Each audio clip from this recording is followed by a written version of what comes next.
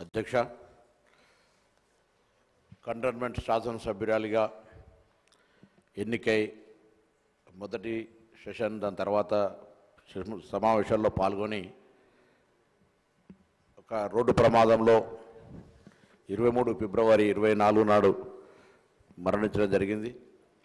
వారికి సభ పక్షాన హైదరాబాద్ ఇన్ఛార్జ్ మంత్రిగా ఆ రోజు చనిపోయిన వెంటనే ముఖ్యమంత్రి గారి సూచన మేరకు ఆదేశం మేరకు అక్కడికి వెళ్ళి ప్రభుత్వం తరఫున కూడా అన్ని చర్యలు తీసుకోవడం జరిగింది. వారి ఆత్మకు శాంతి చేకూరాలని ఆ భగవంతుని ప్రార్థిస్తూ, మరి సాయన్న గారు కూడా కరెక్ట్గా కనీసం 4 రోజుల ముందు, అంటే ఒక సంవత్సరం 4 రోజులు తక్కువ, ఒకటే సంవత్సరం లోపల ఇద్దరు మరణించినారు. ఒక యువ శాసనసభ్యురాలుగా హైదరాబాద్కు సంబంధించినటువంటి నగర అభివృద్ధిలో ఉన్నటువంటి ఒక 15 మంది శాసనసభ్యుల్లో తను కూడా ఒక పాత్ర వహించి ఈ హైదరాబాద్కు సంబంధించిన అభివృద్ధికి ఒక భాగస్వామిగా ఈ యొక్క యువ శాసనసభ్యురాలుగా ఉంటుందని ఆశించాం.